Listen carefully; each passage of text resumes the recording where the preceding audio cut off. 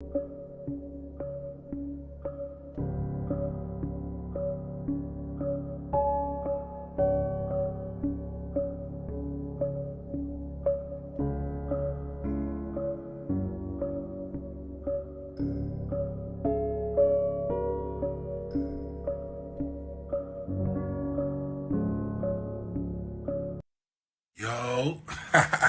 this is Neville Gallimore from the Dallas Cowboys, and I want to give a major shout out to Mike Tag. Keep bringing the hype to the Cowboys Nation. We love and appreciate it. Now, can you dig it? Let's get it. What's up, Cowboys Nation?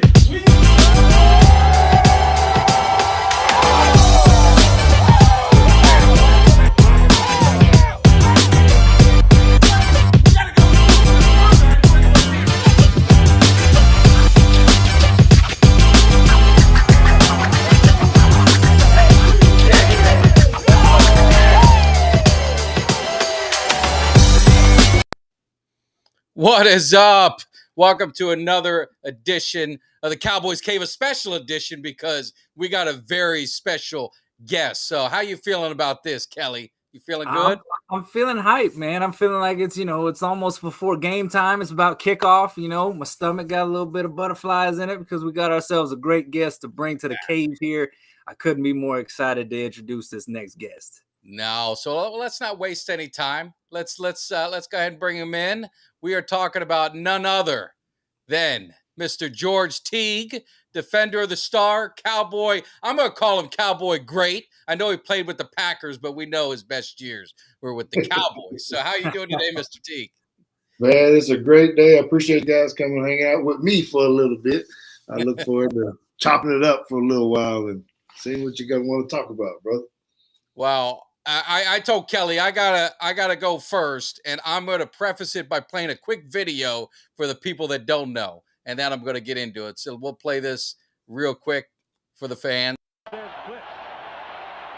Passes away, penalty flag down. Lamar Thomas has got it. Lamar Thomas is on his way down the sideline. George Teague is after him and runs him down. Takes the ball away from him. Teague's got the ball. And they tackle Teague back up to 12.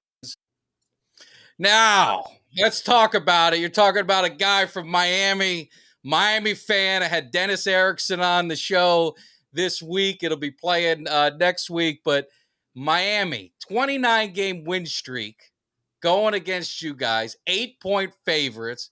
I got to be honest, my dad's season ticket holder. We thought we were going to smoke you, and you went in and you just you took us to the woodshed, and I couldn't believe it. Well, let me start off with it like this.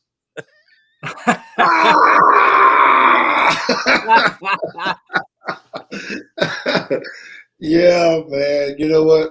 That was the wrong game to try to be picking on Alabama. We were motivated because there was so much trash talk, more than anything we'd ever. I mean, there's always that going on, right? But we were never given a chance by anybody, any writer, any voter, any fan other than our own.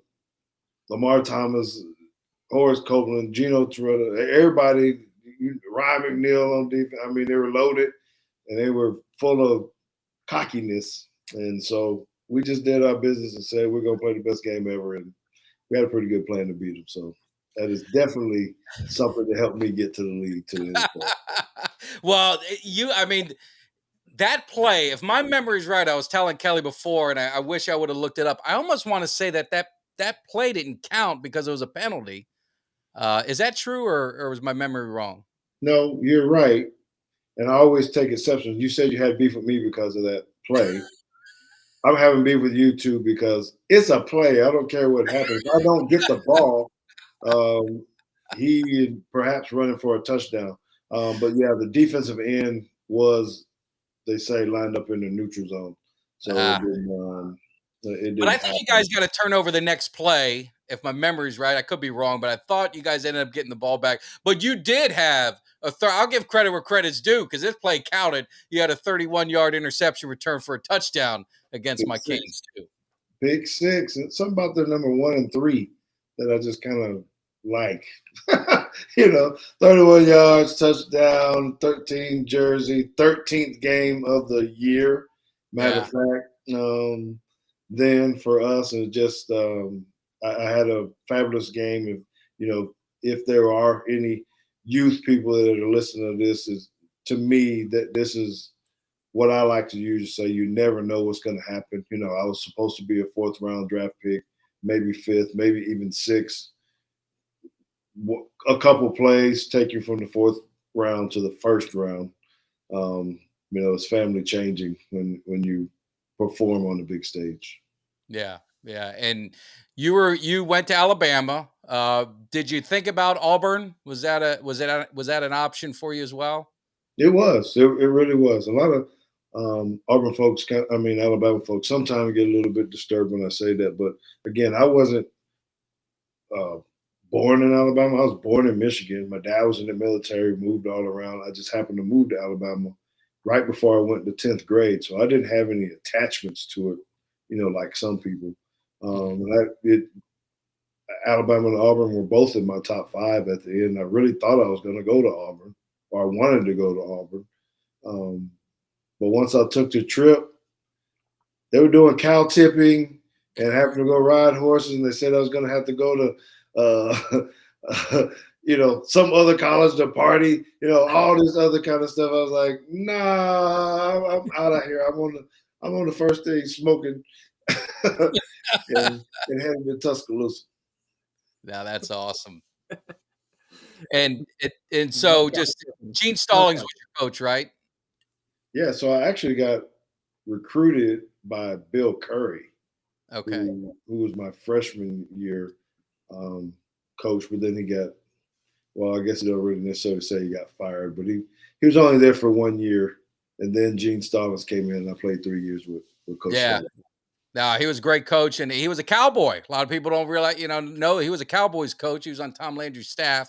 So, it just another Cowboy tie. And Kelly, I know you're a Texas Tech guy. What's your thoughts on the college? You got Mahomes now, so you can ride Look, that. I don't have nothing. I don't have a whole lot to beat my chest about. Texas Tech ain't really been very good. We got Patrick Mahomes as our claim to fame, and that's our guy. But I just kind of wanted to get your opinion on the whole NIL thing that's going on, because this is something that's just started. It's fairly new. What's your opinion on the future of college football? Is this something good for the student athletes? Is this something that's going to start, ruining college football? There's a lot of people out there that say that it's going to take college football into more of a, more along the lines of the NFL, since these guys are getting played. But what's your thoughts on that? What's it going to do to the game? Well, it is, and I've kind of dove into it pretty heavily. So I will say that at first, it was kind of like, well, it is good for the players. You get a chance to make some money. I mean, which they should. Yeah. The way that it was done and unveiled by the NCAA is the bad part, and that's what's going to make it bad for college football. That is going to make it hard, and it's going to create super leagues. The haves are going to get better. The have-nots are going to get worse. It's going to be truly about money. Right. And I don't even like that as a player, personally, and maybe even as a fan, because people, you don't ride, like you just said, hey, you grew up wanting to be a Miami fan or a Texas Tech fan or something. And now kids aren't even really wanting to go play for the school that they grew up watching. It's about who's going to give me the most money, like a job. Right. So I think that's going to create more problems. And I don't even want to buy any more jerseys of anybody or grab autographs. I don't know if they're going to be there. I'm a fan of the University of Alabama, but man, it's kind of hard to get attached to dudes because they might be gone in a year if they don't play enough or something. It sucks. And you really think of the universities, if some of these alumni, they got the deep pockets, and you can look at A&M, or I hate to just pick out one school, but you can go USC or any of these schools with the alumni with deep pockets. Miami, we had our share of some issues, back in the day. Uncle Luke and stuff, just trying to take care of some kids. But if it's wide open, it's just could open the floodgates to just a lot of problems, in my opinion.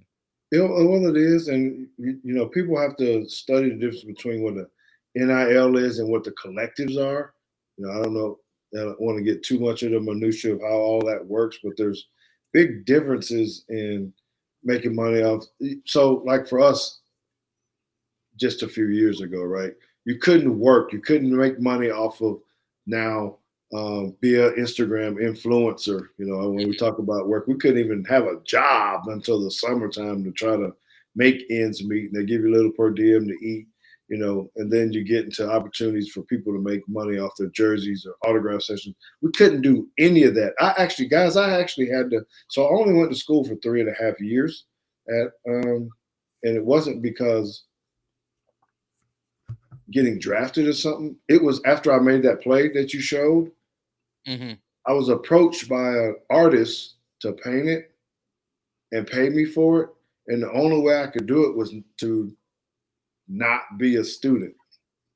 So I actually had to drop out essentially to be able to cash in off of that Sugar Bowl. And that's sad, that that I couldn't go sign autographs, sign the pictures, sign the stuff, and actually make money off of it. So it's the right thought. It's just a bad way of doing it. Yeah. It's just that fine line that you just gotta cross. So you gotta walk that fine line. And I just remember the years in Miami. I mean, a lot of those kids they came from rough environments and Luke got in trouble for buying some kids shoes or buying them food. I mean, those are things you're just trying to help. And this you can get a quarterback making $2 million. And you got his lineman making about 10 grand in college, and you're going to have the have and have nots. And I just think you can create a little bit of problems, but if it helps the game. Listen, I ain't letting you get off the hook like that. You try to tell a story about Luke Skywalker buying somebody some shoes or something, but you ain't saying nothing about when he was taking them kids to the strip club and the rest of that kind of stuff. Giving money in a different way too. Don't even try it. They went to Pac Jam, but that was all right. That was the day. That was that time. I love that time in Miami. Yeah, he had them all up in Coco's and whatever. Wasn't just buying shoes. Yeah. No, but hey, what are you going to do? What are you going to do? So you get drafted, first round draft pick, right? The Green Bay Packers. You go to a pretty good team. You had Favre and Holmgren and all of that. And what was your thoughts? Because the only thing, every time we talk to players who played in the SEC or in the South is, Michael Irvin talked about it when he was getting drafted. He said, Green Bay better not draft because I'm not playing up there. What was your thoughts about going up to Green Bay in that cold weather? Well, it's funny. I had the same sentiment. Of course, I wanted to be in the National Football League, and I was like, when I do get picked, I hope it's not, or if I get picked, I hope it's not the Green Bay Packers, because the only thing I knew about it was cold, snow, the Ice Bowl. That's what you saw, all the time. And so it was kind of crazy when they actually called me before it all went down. And they were like, this is Ron Wolf with the Green Bay Packers. Would you be interested in coming to play for us if we traded up to draft you? Thank God there was no FaceTime or anything at that point. I was like, oh. Yes, of course I'd love to come to Green Bay. and play for you, but man, it just ended up being a great place to live, a great place to play, actually. And I still have a lot of friends. I still have a small connection with the community there, with friends and things, because that you're talking about rich traditions like the Cowboys, Alabama, Green Bay is the same way. A town of 80,000 people with a big old football stadium in it. It's like college football. It's unreal. Yeah. Well, yeah, going from Green Bay to to the Dallas Cowboys, obviously two premier franchises. But you just seem to be, Mike started the show off with this big play that you made in the national championship game. But you just seem to have a knack for big plays, and one of them that I found pretty fascinating. Obviously, the star thing, we'll get into that here in a little bit. But 1999, the Cowboys played Green Bay. That year, the Cowboys had blown leads of 17, 14, and 10 had to look this up, but at the time that you guys were playing Green Bay, the game was 20-3. They come back, they get an onside kick, they're driving down the field, and Favre's on the 25-yard line. He makes a throw, and it looks like Deion Sanders has a pick in the bag. And I know you retweeted this video, but you flashed in there, man. I don't think I've ever seen a player flash that quick in front of somebody else and just snag that ball, 95-yard touchdown to seal the win, make sure that the Cowboys, they had won 8 in a row against the Packers. They hadn't won that. The Packers hadn't won in Texas Stadium in a long time, but you sealed that win. What did Deion say to you after that? Because I know he probably had some words for you after you took that one to the house. Yeah, he wasn't very happy. And yeah, I do have that. That is actually pinned on my Twitter feed at Teague Football as a play, because I do kid with him about that, because, he's always known for making the big plays and all that kind of stuff, particularly at critical moments in the game. And for me to run in front of him, man, he's about the light, baby, and shining. And I was able to take that away from him and seal the game. But so I'm able to tease him too, like, how we always talk about high point in the football, catching the ball at his highest point. If you, I had a good beat on it. I didn't know, Brett Favre very well, on those guys, and I just, I prided myself on understanding tendencies and knowing when to take calculated risk instead of saying gamble, and so I think that always set me up where I could have big plays in games, because I would wait for that moment, because people tend to kind of migrate to something that they feel comfortable at. And if you can catch them at the right moment, you can bait them or cheat a little bit. So that's how I played the game. Yeah. And always, and we're going to get us some big plays, because you were a big play, player. And Santana Moss always said it, big time players, big plays in big games. And you definitely did that. But the one thing I want to ask, because you were in Green Bay right at the time when Dallas was at their peak, with their Super Bowl run. And I just remember lovingly, and I have to remind my Green Bay Packer fans of today that there was a time Dallas absolutely owned Green Bay. And we would beat them every time. We'd end the season. So what was the thought? I'm just curious, from the other side, what was the thoughts in Green Bay playing Dallas, and then in the playoffs? And it's here we go again. And we always seem to play each other in the regular season. It was always at Dallas, thankfully. And then we'd always see each other. I mean, what was kind of the thoughts of the team always facing that? I hated the Cowboys. We hated the Cowboys because we could never beat them. And, they were so proficient. That was the thing. It didn't matter. You knew what Michael Irvin was going to run all the time, but you could never stop it because of the timing and the connection that Troy Aikman had with Mike.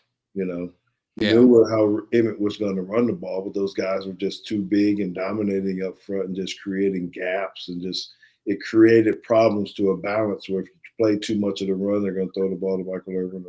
At that time, Jay Novacek, I hated him too, because he was a tight end that, I don't know if you remember how he ran his routes. Oh, he ran funny. I was going to say, he's very unorthodox. The freaking ugliest routes that you would ever see, and you just couldn't cover it. Like, man, who is this dude, and what the heck is this? But he was always open, So, again, it's another one of those things where you kind of, get what you don't want, meaning in the sense of like, man, we would always talk about, man, we could never live in Dallas, his country, his stuff, and we don't like the Cowboys, and who's the team that I come to after I get traded, or who's calling me, Jerry Jones and the gang, like, hey, want to come to Dallas? Like, oh God, here we go again.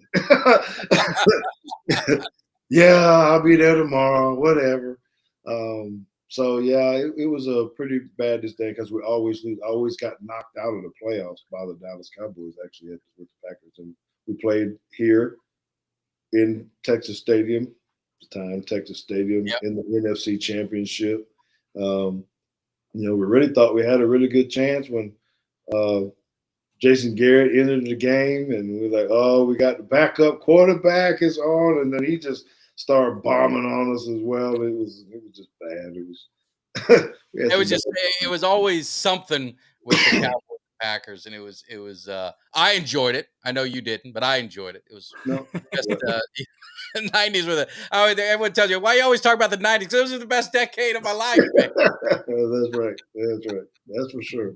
It's really good to be part of that era.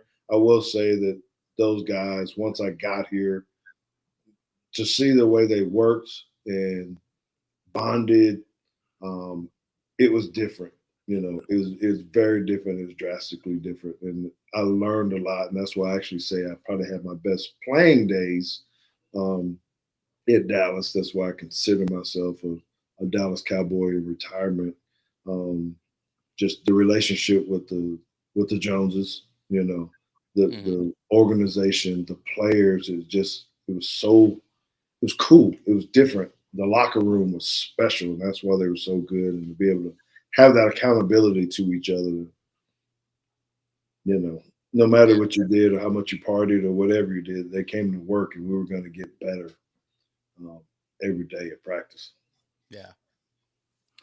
Well, yeah, you had two different stints in Dallas when you came back and ended up, ended your career there in Dallas. Obviously, everybody knows about the iconic play that we're about to talk about here real quick. But, during those days, what I remember most was that the defense was always good. That it was no quarterback, just didn't have a quarterback, and just, there wasn't a whole lot to cheer for. And I just remember the game against the 49ers, and I'm watching this game, and Terrell Owens is having himself a heck of a game. And, he goes to the Star. And I remember I had moved back to Texas, and it was 99 when I moved back there. And a lot of diehard Cowboys fans. So there's a bunch of us. We always get together. We have these big watch parties, and, we just, not what I'm used to seeing. We're kind of on the downside now, and what I call the dark days of the Cowboys. But like I said, the defense was always stout. So you guys have this game going. T.O. runs down to the Star, and I remember that happened. I thought, man, this is kind of embarrassing. And then Emmitt Smith scores, and he goes down and he slams the ball. And I remember jumping up out of my seat, and all the rest of us in that house, we're all high-fiving each other, slamming beer cans together, and just, couldn't be happier. Well, and T.O. scores again, and I'm like, well, here we go. And he starts running down there, and I'm like, no way are they going to let him do that again. And then you hear the announcer, and here come you out of the side of the screen and just knock T.O. straight on his butt. And, man, I'm telling you, that house, if you could have heard, there's probably about 15 of us, and I guarantee they could have heard us all the way down. If we were in Lubbock, Texas, they heard us all the way down in Irving, Texas, how loud we were screaming. It's one of the plays that's, for me, will always stand out as one of my favorite plays. It was one of those things that, look, you're not going to disrespect us in our house. Like, what was going through your head when that whole thing is happening? You see T.O. running down the field. What's going through your mind as you're chasing him down? No, it's about to go down. We're about to fight. That's what was going down. Wherever we're gonna meet we can't meet at the bike rack. We can't meet at the sand pit or whatever. So we're gonna meet at the Star then. Let's do what we got to do and handle this. I don't know how old you guys are, but you remember playing British Bulldog or something like that, where you just gonna make it happen, man. Yeah. We're just gonna do what we're gonna do. We're gonna run and we're gonna try to bust through, right? And that's where it was, because you described it very well, and you just have to add the other pieces of.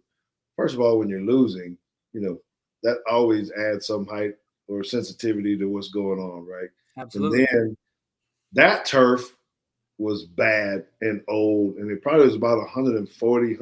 So I don't know if you've been in hot places. When you get too hot, you start to get mad too. Like, man, come on, where's the air conditioner? Something, God dang it, we got to close this dome in. It's hot out here, So everything is going on. We're talking trash to everybody. We can't stop him. We can't cover.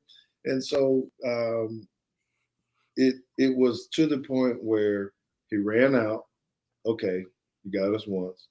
Emmitt goes, all right. And then the bad part is, fellas, is I knew he was going to score the touchdown because they had him on a rookie corner over there. They had to match up. And I'm watching before the play. I'm not even worried about covering, doing what I'm doing. I know where they're going to throw the ball. I'm just like, okay, what is he going to do?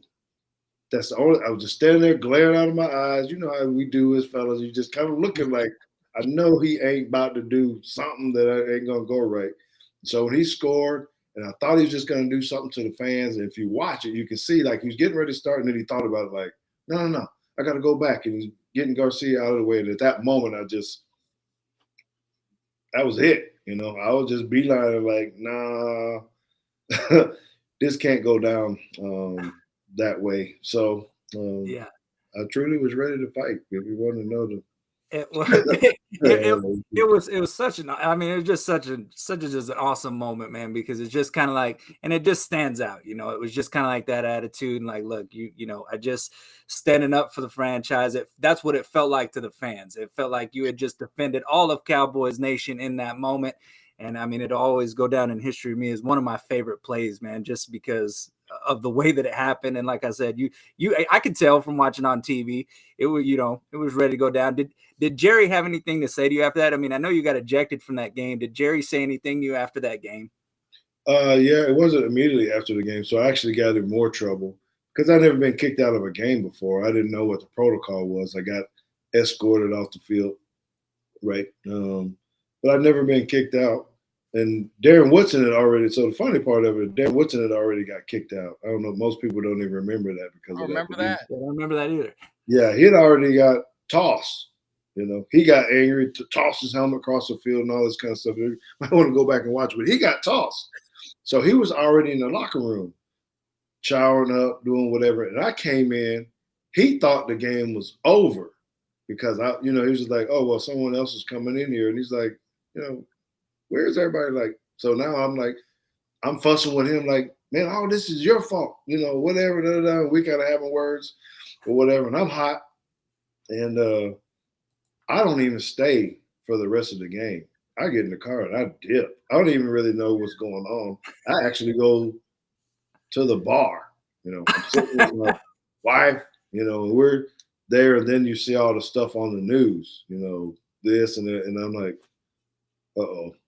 You know, this kind of thing. So I didn't really talk to anybody that day until the next day. Then I got called into Jerry Jones's office with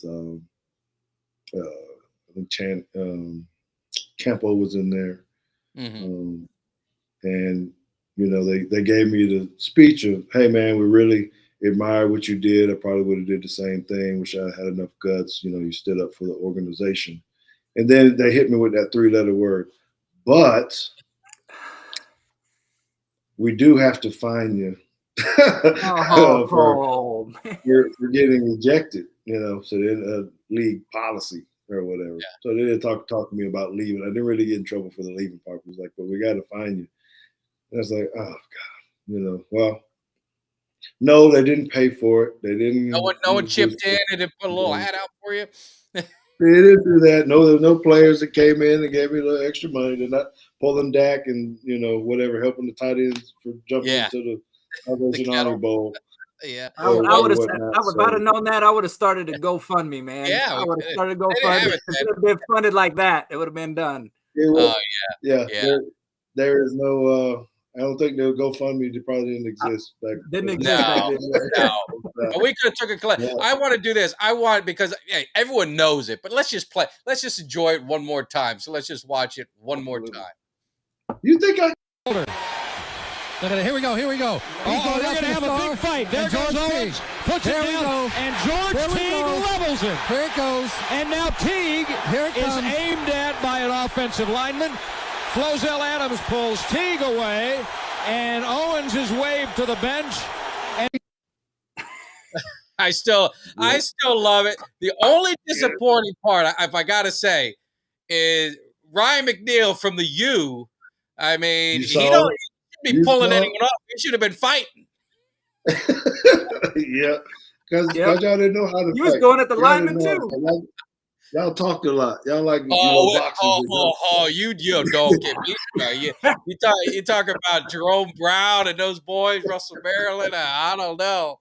It was funny because Barry Switzer and I were talking, and that Oklahoma Miami was about a 3-year run where they played each other in the mid '80s, and Miami beat them every time, but Oklahoma did get a national championship. And he was talking about Jimmy, and he's like, Jimmy, 2 of his losses should have never happened. And he was talking to, and I knew the one he was going to talk about was a Penn State, 87. And he goes, yeah, he goes, all the players came out in fatigues and, off the plane. He goes, I thought they joined the Army. And he said they talked too much. And, Penn State was good, but that was a bad coaching job. I mean, Jimmy Johnson still talks about it. That was his biggest regret, is not running the ball more, especially with Testaverde and, all the turnovers he had. But that was just something else. But I love that play. Like Kelly said, it's one of those moments where in history, where exactly where you were, the moment. And I hated T.O., and it really pained me when he became a Cowboy, because then I had to love T.O. Yes. So let me correct you on this, because you were teasing me earlier about it not being in play in the Alabama game. Yeah. So that is not actually considered a play either. So I always talk, because it was post play as another incident. So I kind of kid people all the time. It's like, I'm known for two things that aren't really officially documented in a book or actually part of the game.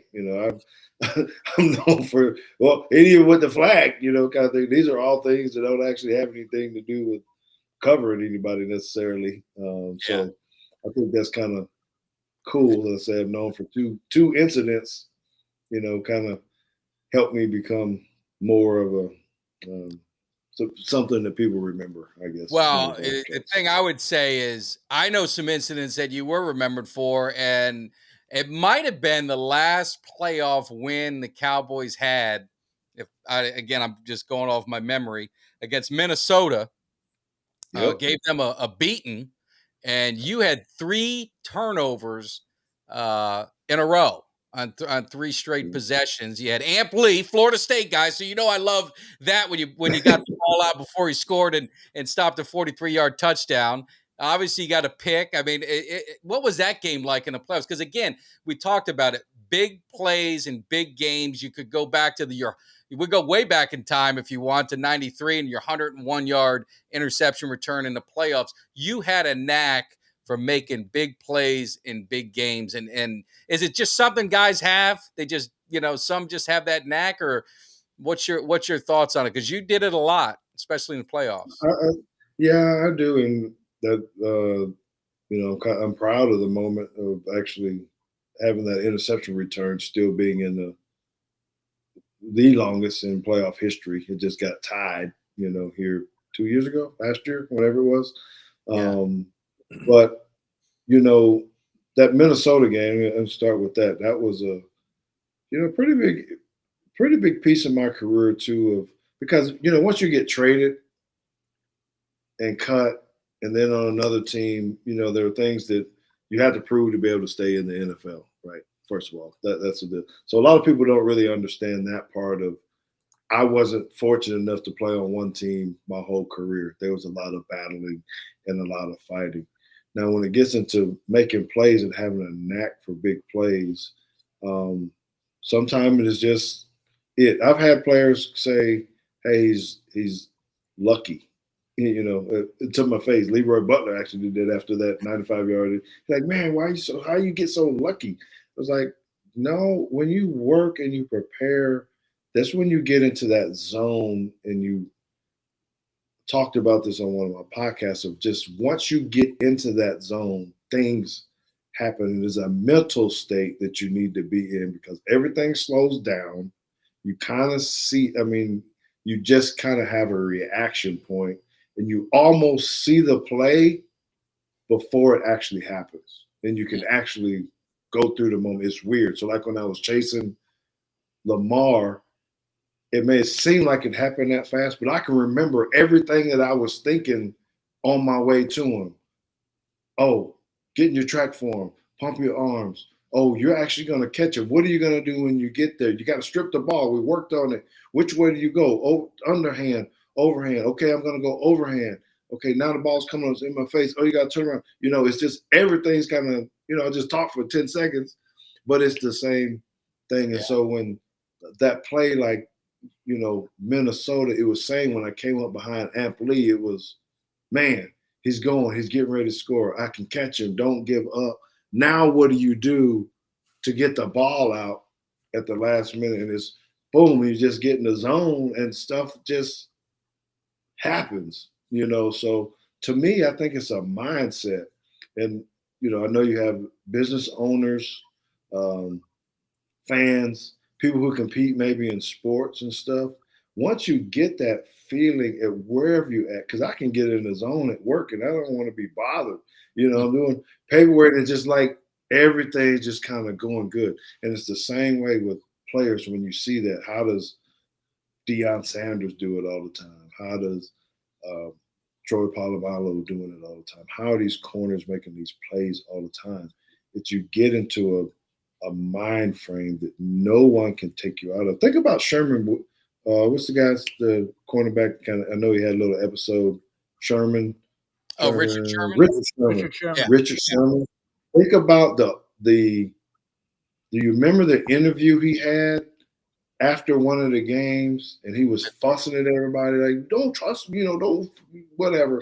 He was, and everybody was like, "What is wrong with this dude?" Right? Because he just made. But he was in that zone. He hadn't got out of it yet. And I could recognize it as a player. Everybody's going, man, this dude is nuts. But he had got himself in that area of like, okay, throw the ball over here or run the ball over here and let's see what happens. So it's kind of a really good feeling once you get to it. Yeah, no, it is unique. Some guys had it. Santana Moss was that way against us, when he was with the Redskins, and Deshaun Jackson, of course, he did that to us, right, Kelly? These Eagles every now and then they get lucky. Yeah, don't like remembering those, man. Randy Moss was another one that tore us up. Oh gosh, don't make me talk about him. Yeah. Yeah, so when we talk about teams that rivalries and stuff, it seems like to me, and I'm only out here from the fan perspective, but it just seems to me like through the fans, the rivalry may still be, some of these rivalries, deep-seated rivalries, are what they used to be amongst the fans, but it doesn't seem like that amongst the players. Like when you guys played back in your day, it seemed like you talked about how y'all hated the Cowboys, and it seemed like, obviously the Cowboys Niners had a rivalry. I'm pretty sure there was, some hatred there, obviously with the Eagles, the Redskins. When you played these teams, what do you think it is nowadays that has led to, it seems like kind of like it's not what it used to be. You got them trading jerseys after games and stuff. You didn't really used to see that then. I don't know if maybe that's just social media or what it is. It just doesn't seem like the players have that like natural hatred that they used to have for each other when they'd line up. Even the coaches, just don't seem to have that anymore. What do you think's led to that? No, yeah. So I think, well, first of all, I think we're all becoming fans of each other. Obviously, I think we've always been that way. I mean, I played against people like you said, man, I played against Michael Irvin. I played against Randy Moss. I got, and I'm sitting there watching these guys and just going, good Lord. I played against Jerry Rice, and in the moment, yeah, you want to cover and you want to beat them, but there's a mad respect for them, even if you don't like the team. I said I didn't like the Cowboys, but it's not like I had a problem with Michael Irvin, right. Or anything. It wasn't like that. We didn't like the Bears. The Cowboys don't like the Eagles. I know we're talking about the Commanders. So that was supposed to be the rivalry, but the real hatred was the Philadelphia Eagles, honestly, in my opinion, even when I was playing. So I think now, I think a lot of those rivalries have kind of been lost a little bit, as you're saying. But when you listen to someone like Micah, I think he puts in a good perspective because he wants to win the game. But at the end, he could trade the jersey with whoever. But during the game, he don't care who it is. I'm going to hurt that dude on the other side. So I wasn't looking at that too much, K9. I don't really think it's that. I just think there's not enough good competition to really keep that going to say we're always in a dogfight with the Commanders or the Philly because it's too lopsided one way or the other nowadays. Yeah. Yeah, I think to your point, Kelly, I think it's the fans and social media has enhanced it. I think the fans have intensified the rivalries, have surpassed it, maybe more than the players. Because, I interviewed, Rob Martin, played with the Raiders, 2-time Super Bowl champion.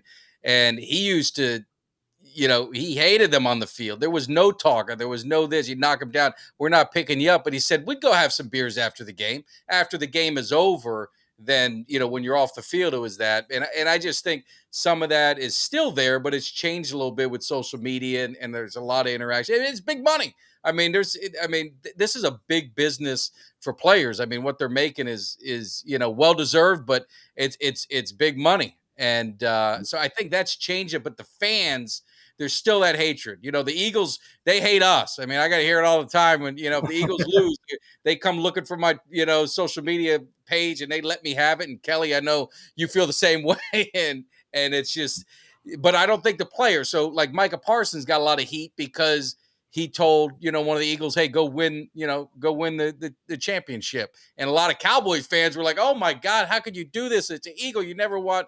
But I mean, these guys are competitors, and there is a respect that you have for each other, to succeed.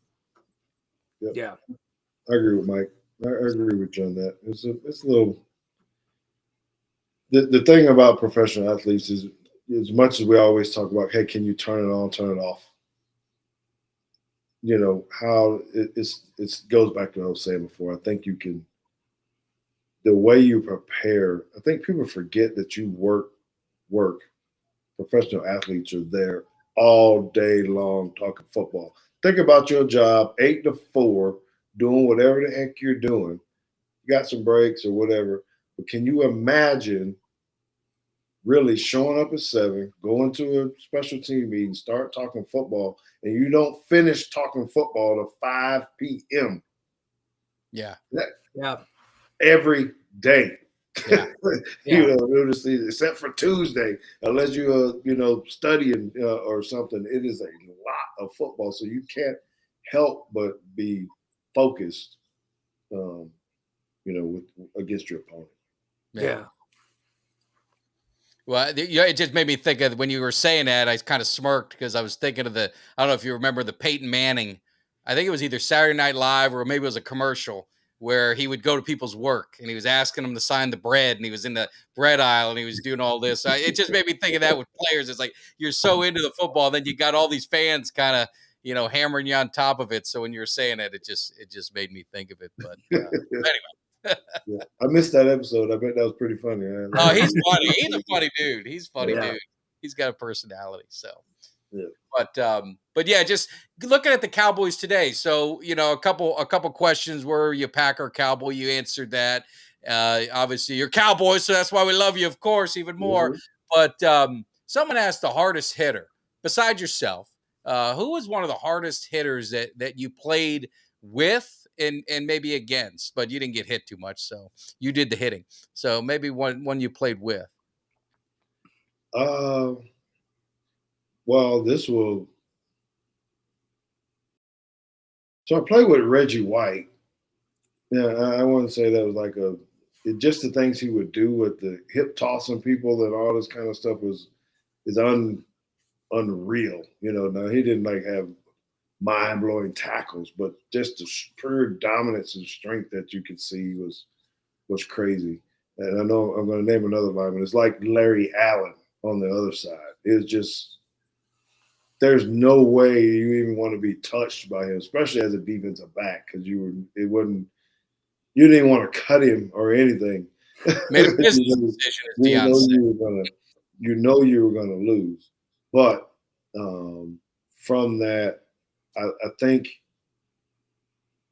probably the guy that I respected the most when it came to tackling like that was probably Darren Woodson, honestly. I think he was the way he played and tackled and covered. Yeah, I mean, he was pretty fierce to me. I try I don't give any of the dirty players any kind of credit, when guys are just – there's some pretty vicious hits out there. But I kind of like guys that were clean but physical. Yeah. Because there's some receivers that were pretty doggone physical too. But anyway, that's where I'm at. The first thing that came to my mind was really, I just like what Reggie White did because it was just unbelievable at that time to be. To see the guy that was praying for us and praying for safety and make sure we're calm, and then he goes out and just manhandles these grown men. And we would always kid him. I see you got Reverend Kramer in here, but we would always kid him and say, Rev, we heard you cussing out there, and he'd get mad. You didn't hear me cuss. You didn't hear me cuss. But anyway, it's good times, man. Football. Do y'all really know how physical football is? I don't know, do y'all really, really know how much physical this game is? I can tell you, I grew up in South Florida. I was 103 pounds in high school, so football was not an option. So I wrestled instead. So a little different. Yeah, it's probably a little more physical than I would like to get to. I was not a football star. I was more basketball in my time, just because a little less contact for me than football. I definitely wasn't trying to be out there playing with and getting hit real hard. That was just, I'd watch people out there. I love watching the sport and I admire it, man. But I definitely don't know the physicality that goes into it. But when you talk about Darren Woodson a little bit. What are your thoughts about him as far as him getting in the Hall of Fame? And is that, do you think that he'll eventually, he's one of the great Cowboys safeties in my opinion, man. And I mean, he's a guy that I feel like should be in. What's your thoughts on Woodson? Well, yeah, he should. And I'm hopefully going to have him on the podcast again here soon. And we talk a lot and we're buddies. Yeah. We're friends. But I think he's going to get in. I don't think it's that much farther away, mainly because Leroy Butler, who I played with as well, also, he just went in. Yeah. And I've seen both of them. I played against or with both of them, and they're comparable. But if you want to get into the stats, just pull up the stats between those two guys and look at how they all line up. They're the same or at least comparable in that. So that's why I think, hey, if once that happened, that it's gonna happen for Darren pretty soon. Yeah. And I think a lot of people don't appreciate Darren Woodson if you weren't a Cowboys fan for whatever reason, but the speed that he had. I mean, before you had nickel, he was the nickel corner as a safety. I mean, he would line up. I remember he would cover Jerry Rice sometimes. He would cover the fastest guys, in the slot and the tight end. I mean, he was ahead of his time. He was just so fast. He was physical. He was so important to the Cowboys dynasty. He just kind of, it's one of those things where maybe gets forgotten because you got the triplets and, that gets a lot of the attention. But Darren Woodson, and I'm glad you brought up Leroy Butler. I think he's a great player, but I've always said Darren Woodson is at or better. I know I'm not going to let you, you don't need to get into the comparison. But then when I look at John Lynch, I think John Lynch was a great player too, but he gets in the Hall of Fame. I'm seeing these safeties get in the Hall of Fame, and I'm looking at Darren Woodson and what he did throughout his career. I don't understand the process. You're a Hall of Famer or you're not. I don't understand why it takes 20 years or 50 years. You got to get a senior committee, and you get some of these guys. And I've got a lot of, veteran and older players on my podcast, and we talk a lot about it. But, the guy who got in, I can't remember his name. I think it was was it Cliff Branch, wide receiver? I hate to say a name in case I'm wrong, but there's players that pass. And they didn't get that opportunity. They didn't get that moment with their family to be in the Hall of Fame. So I just don't understand the process. And I don't know. That's my 2 cents on it. I could be way off, but it infuriates me that I see these guys just get shoved along and then they've got to wait all this time to get put in. Well, yeah, it's a tough process. And I don't know all of it either. I think it's just bad. It does make it hard the longer, if you don't get in on first ballot or something, just because so many new guys start circulating or coming up, and then you got the newest guy and the newest guy. And now the games are changing, and the stats are looking different because you got an extra game, and the offenses have changed, so you got more pass yards than typical or whatever. So, it's I don't know how Yeah. you would make it on that committee. Yeah. No, it's a sales job. I mean, that's really from what I've seen. You got to get a sponsor. You got to get a guy to push for you, and you Yep. get the guy to push. But then there was one year that you thought he was going to get in, and like, oh well, Jimmy Johnson got in, and Chuck Howley got in, and we can't have too many Cowboys. You can't have too many in one year. It was like, Yep. come on, because that 100th anniversary one where they expanded it, and that's where you thought they were going to kind of right the wrong and get a batch in. They started, well, you can only have a couple from each team, otherwise it's not fair. And I don't know. Yeah. That's just me. Well, I'm rooting for him. I hope he gets Yeah. in. I thought this might be the chance. There's a lot of good people on the ballot this year. Yeah. And, but I feel like he'll fall here in the next 1 or 2 cycles. Yeah. No. And I'm looking forward to it. I've never been to the Hall of Fame, but I said I missed all the 90s guys. I said, man, if when Woody gets in, I'm definitely I'm going to make it my bucket list trip to get to the Hall of Fame and check it out and be part of it. But looking at the Cowboys today, so I know you're a Cowboy. It's been officially stated on the show. You're not a Packer. You're a Cowboy, like they said. Yeah. But what's your thoughts? On the team. Have you following them much, and just kind of the roller coaster that it's been, and just can't seem to get over the hump. And any thoughts on what's missing? If there's anything, any advice, anything you can help these guys out, please. Yeah, I do, and I am a fan. But this year, I was actually an analyst for the Cowboys, so I dove into it more with film study, really paying attention, talking to people, doing this kind of stuff. That was kind of cool.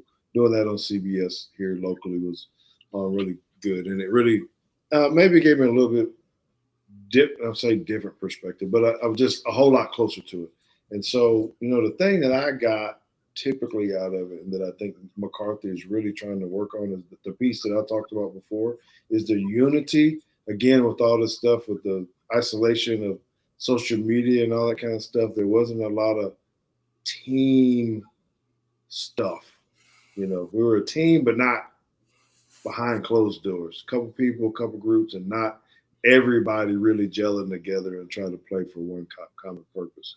I do know for a fact that was a problem, and they were doing certain things to work on friendships and team. If you started to listen to the way people talk, Zeke talking about Pollard,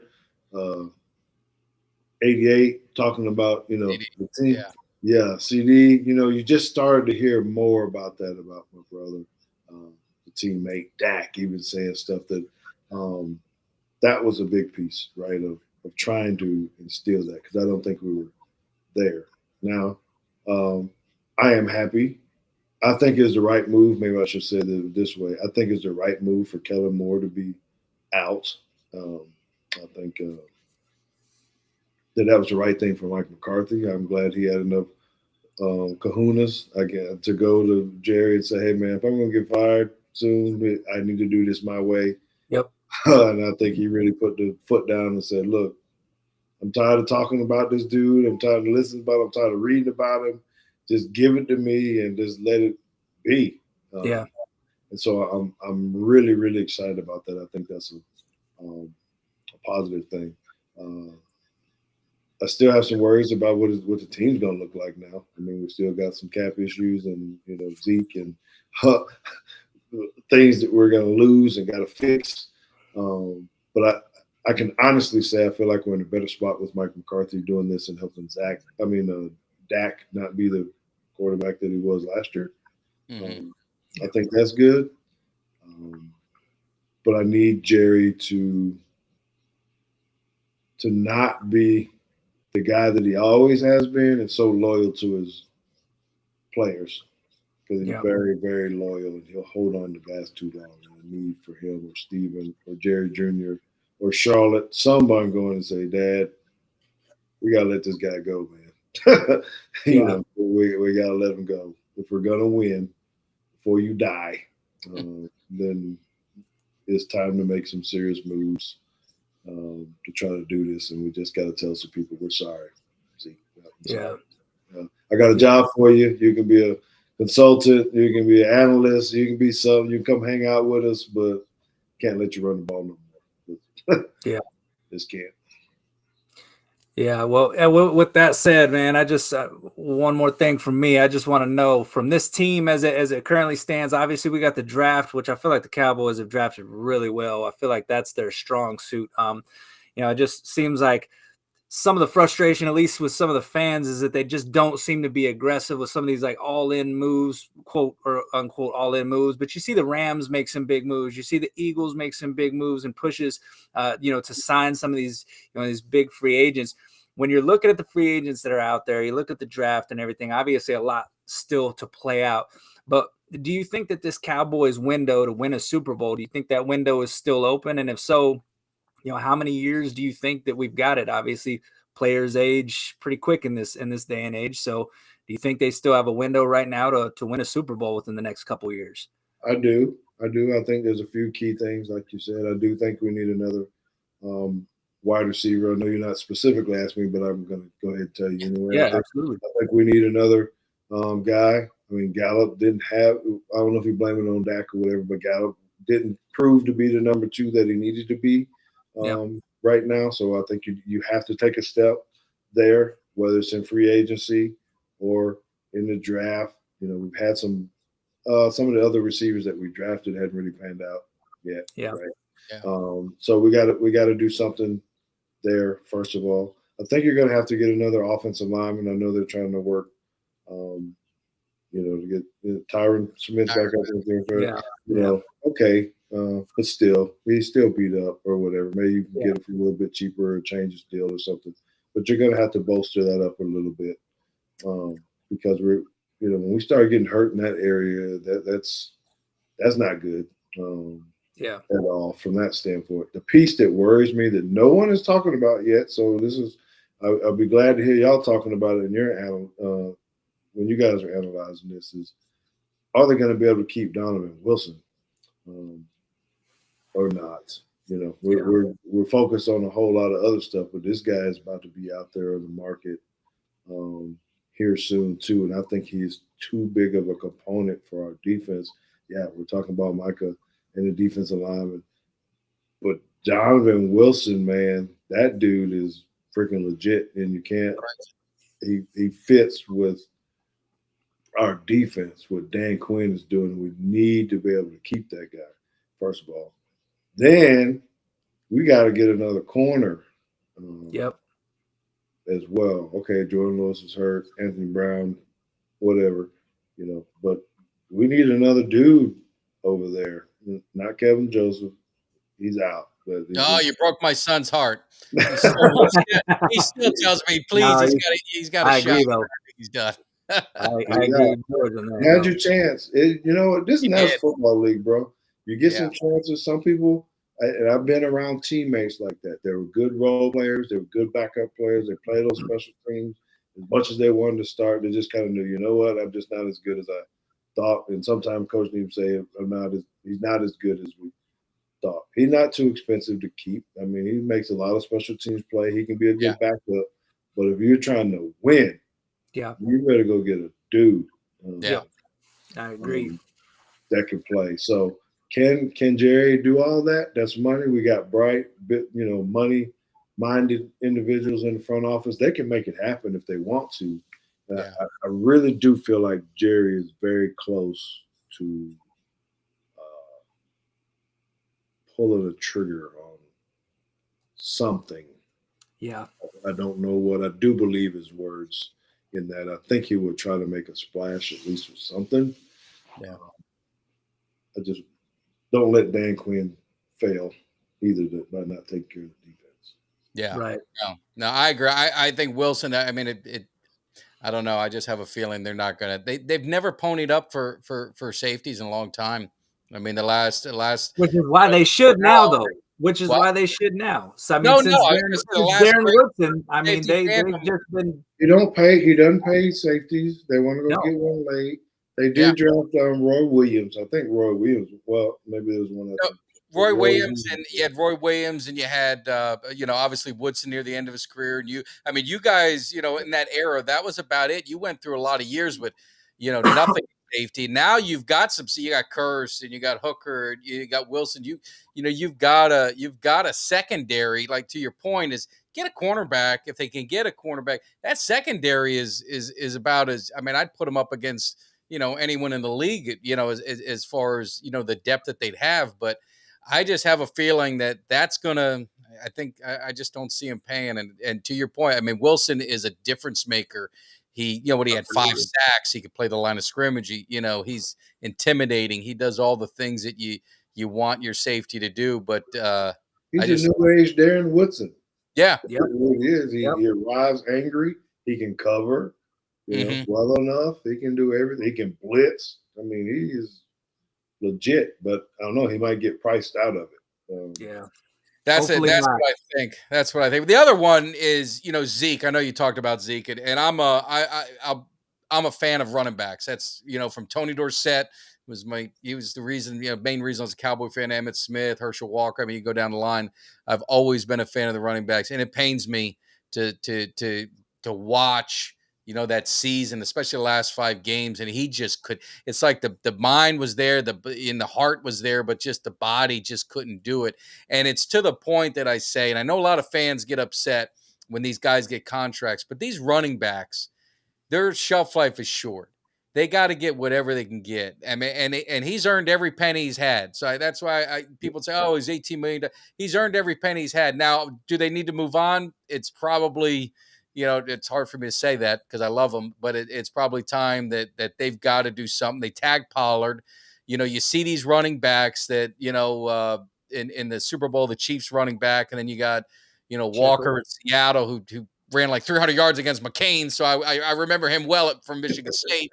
But it just seems like the running back position is it's going to be a revolving door of you kind of get these guys for 4 years and then you either tag them, pick up their 5th option, and then you just got to go get another one. So I feel for the running backs because, in the 90s, the running backs was the premier position. The Barry Sanders, Emmons, they were the highest paid. They got paid. So it's tough. No, and you're right. And I don't know what they're really going to try to do with Zeke, and I don't know what his mindset is with the money, but I was talking dollars and cents. So someone asked on my show, Teague's Take, well, what would you pay Zeke?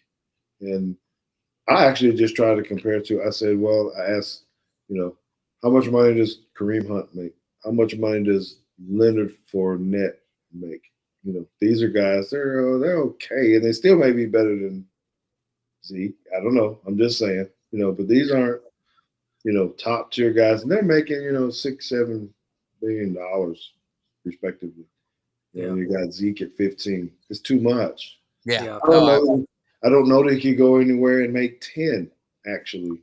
And so, to try to have this conversation as a general manager, or, with an agent, will he play for $8 million, $9 million, $7 million? I don't know he would do that. And will he be okay with turning over the reins that Pollard needs to be the number 1 guy, even if Zeke is back? Pollard got to be the starter. Yeah. Assuming he's healthy and everything's going well and all that kind of stuff. Because you said it, Mike. It's not the same guy. He's still a good back, but he ain't gonna take one to the house. No. He's thick and he's gonna run, but his jump cut ain't the same. If you start to look through it, he's not as wiggly as he used to be. He still can catch the ball, but he ain't that threat. Like he gonna catch a screen and get gone. He's not that dude anymore. So I think that's where I'm saying I'm hoping that someone's in there telling Jerry to make a critical decision, whether it's remove him or, as your chat people are saying, get him at a reduced rate, and it needs to be a good one. So let me tell you that this, I'll give you a personal story on how this kind of worked with me, on how I got out of the Miami Dolphins when I was there, right? So I had signed a 3-year deal with them, pretty good money. It was all right. It was average. Jimmy Johnson was the head coach of the Dolphins at the time when I went down there, right? So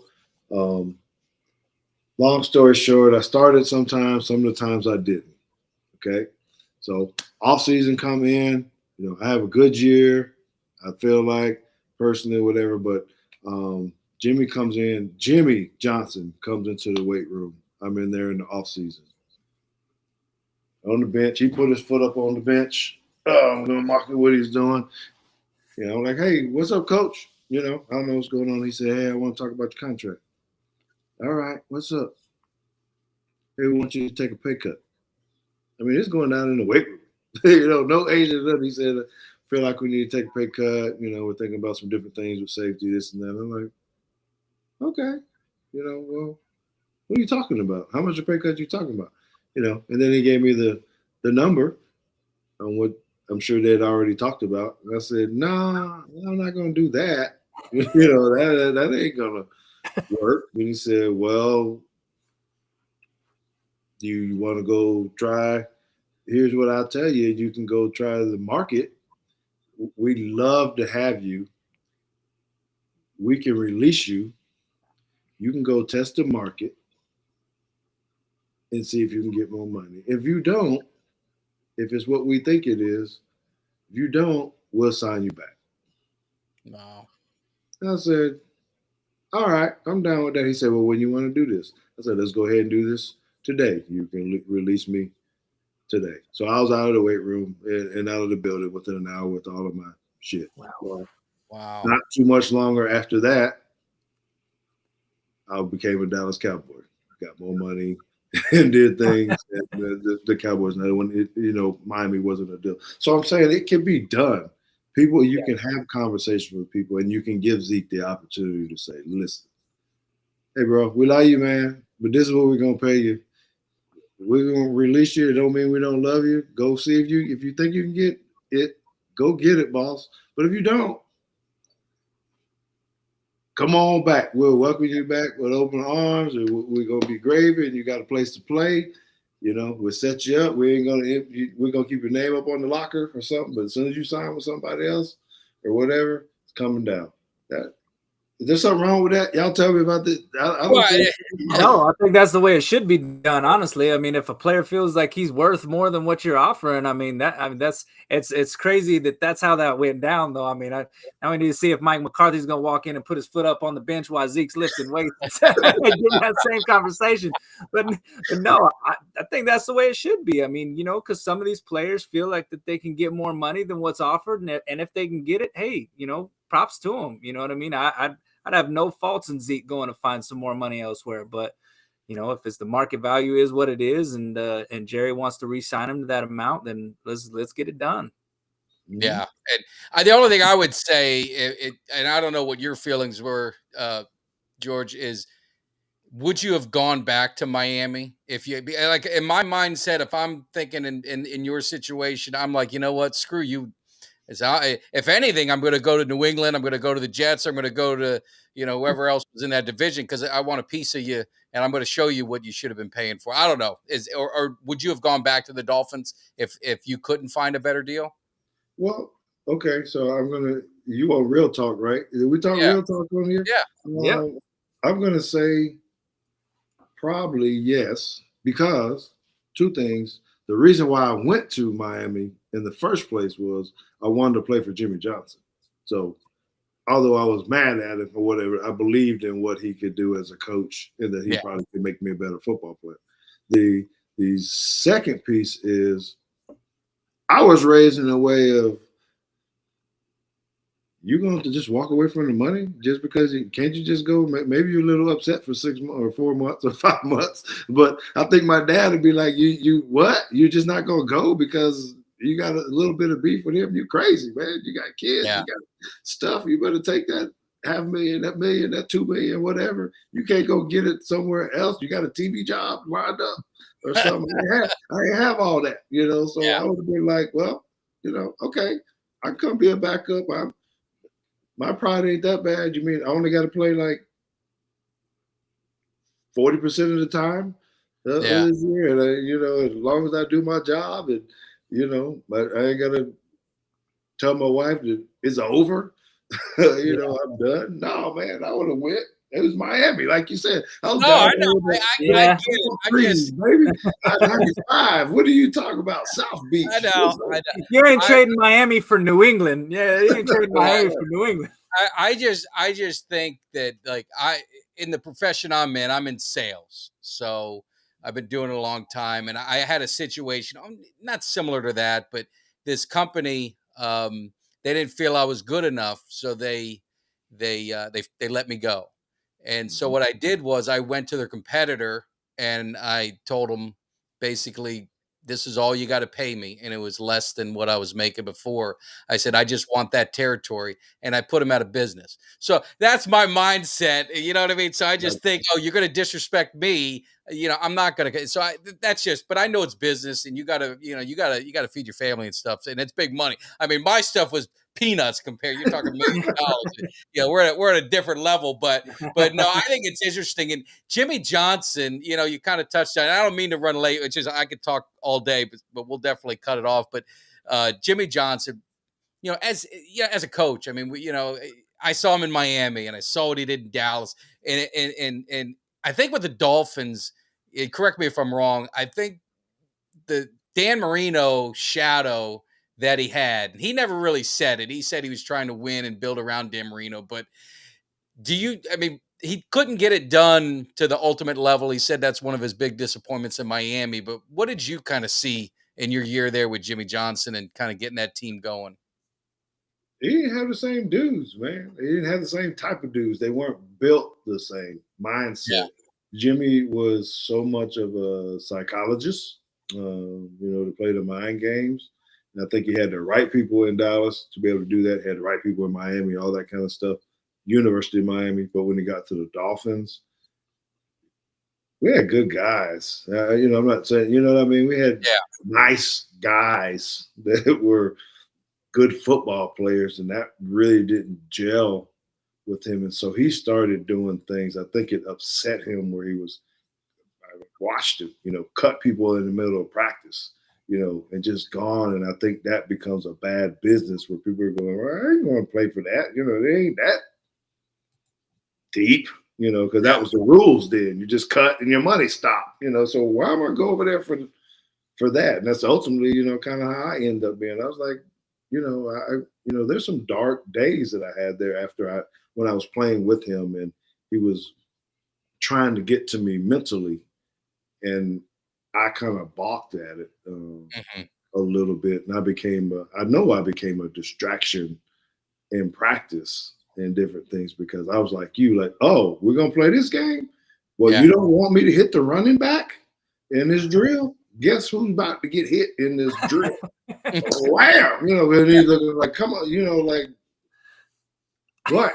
But what are you gonna do? Dan Marino get tired of me jumping the doggone dig every time. Gee, you ain't gonna do that in practice or in the game. Oh, yes, I am. If y'all keep running the doggone dig, guess which plays I'm gonna go get.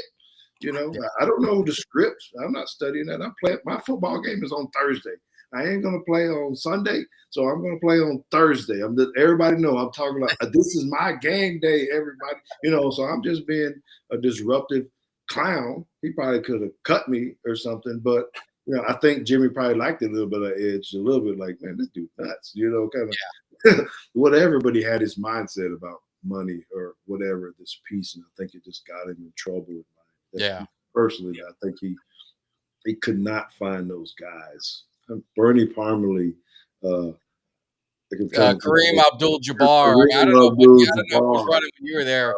The wide receiver from Penn State. You got to help me with names. Gosh, good guy. I'm not gonna say. I mean, we had a lot of really good guys. It was just we weren't Jimmy Johnson type of people, honestly. And maybe free agency changed it, because in Dallas you really didn't have that, so you could kind of, to your point, he could do a lot of those things, and there wasn't a whole lot. He cut a guy if we're sleeping in the video room and during coaching sessions and things like that. So it was just different. But he had a book. I don't know if you've ever read it. I think it's about a year out. It's actually really good. I did the audio book. I don't want people thinking I'm reading a book. I did the audio book while I was driving, but Jimmy Johnson, very interesting The one on swag, stories. the swag Swagger. book. Oh Swagger. yeah, okay. Yeah. Yeah, I did the audio, but it was really good story, and a lot of what he sacrificed. I have a lot more, I always have a ton of respect for him, but the sacrifice he did with his family and because he was just, you probably saw it, he was all in as a coach, and football was his life, and his family obviously suffered for it. But I mean, it was a great story. I love Jimmy Johnson. How can you not if you're a Cowboys fan? Should he be in the Ring of Honor, right, Kelly? I mean, should we ask that? Man, maybe that's the reason why the Cowboys can't get over the damn hump, because Jerry King. We said you got to do your thing, got to make it right, cuz. That's what we were talking about pregame. We were talking about Jerry making it right. Okay, put Jimmy in the ring. There's no reason that he should not be in the ring on. No reason whatsoever. It's the biggest mind-boggling thing to me, and I keep thinking to myself, Jerry, just do it. Get over your ego. Put him in that Ring of Honor, and maybe that's what you need to do to get right. And then you're going to get blessed with that 6th Super Bowl. That's right. That's right. Yeah. Yes, sir. Well, we've taken an hour and 15 minutes, and I'm telling you, Mr. Teague, I could talk to you for 5 days, but I don't want to take time. But Kelly, is there anything else? I want to give you the last word on a question or anything. Yeah, I just want you to plug your podcast. I know you got a podcast, and also where we can find you on Twitter. And again, thank you for joining us, man. You exceeded the expectations, man. Yeah. Just awesome interview, man. Well, I appreciate it, and thank you for the invite to be able to come on. I have thoroughly enjoyed it, and hopefully I've served you guys well with this. But if you guys like to, I don't know, just see some content. I'm pretty active on Twitter and Instagram, primarily. Both at Teague Football, my name, and football at Teague Football. Follow me there. But I do a podcast, and I think it's kind of cool that I think it's really unique that I do a podcast with my son. It is called Teague's Take. We do it on Wednesdays. Right now we go every other Wednesday. During football season, we go every Wednesday. And we're talking, it's probably heavy college football, heavy Alabama. But we also obviously talk about the National Football League and the Dallas Cowboys as well. But we just try to hit the hot topics, what's going on this past Wednesday. We were talking about Lamar and what's going on there. It's kind of crazy with these quarterbacks and all the stuff that's going on. And so my son is the analytical one. He's a computer whiz. He's a he's a coder. So he does extremely well in his day job, but he coaches at the school that I work at as well in his free time. I'm the athletic director at John Paul II High School in Plano. That is what I do during the day, and then I get to have fun. So the podcast is laid back. It's like you guys. It's not very scripted. We're just having locker room talk, and we know the points that we want to talk about, but we don't get there. Because we try to have in-depth conversation. So you can find it on YouTube live Wednesday nights. Teague's Take. Give us a follow on YouTube, or you can find us at Teague's Take on any of your podcast channels. Yeah. Nice. Well, make sure you guys subscribe to Teague's Take on YouTube, because it doesn't cost you anything. And make sure you always you hit the subscribe. Great content. I'm a subscriber. I've watched you. I wish there was a little bit more Miami talk, but maybe I could infiltrate that one time when we get this going and get Miami rights to ship, and finally it happens. But no, it's been a great honor to have you, in the cave with Kelly and I. I'm so happy he reached out and got you on. We love it. And like I said, we've had former players. I love, and I think both of us, speaking for Kelly, we love having former players on and just hearing the stories and just the guys have paved the way. Are you a modern football player? Kelly and I were talking about that. I don't know when the modern era starts, because the Eagles like to use it. We haven't won a Super Bowl in the modern era, but I don't know when that modern era was. But no, I'm not a modern era football player. You say alumni. I probably should put the year when I graduated. No, but no, we appreciate it, and I mean, what you mean to Dallas and obviously the TO, the Flag 9/11, breaking my heart with the Canes, all that other stuff. You've been in my life since I was a kid. So I do appreciate it as a fan, just being genuine. And I know Kelly feels the same way. So hang tight. We're just going to close out the show, and I just want to thank you one more time. But I appreciate you jumping on. Yep. Roll Tide and go Cowboys. Oh, no. Yes, sir. Oh, well, that is it. I mean, absolutely, Kelly. I mean, could there have been Amazing. a better interview? That's my favorite interview to date, man. I love that guy, man. He's awesome. It's got to be. So hey, if you guys like it, make sure, again, Teague's Take, make sure you go on there, you hit that subscribe, follow it on Instagram, Twitter, all that good stuff. And while you're subscribing to him, why don't you give us some love and subscribe and like, let us know how it's going. Next week, we got Dennis Erickson, got Barry Switzer. We got a lot of talk that's going to be going on, and we're going to have a lot of fun. So please make sure you guys stay tuned. It's the off season, but like I said, off season doesn't stop, does it, Kelly? Never stops, baby. It's all about them Cowboys. We'll be back next week. How about them Cowboys? Thanks for tuning in, y'all. All right. Take care.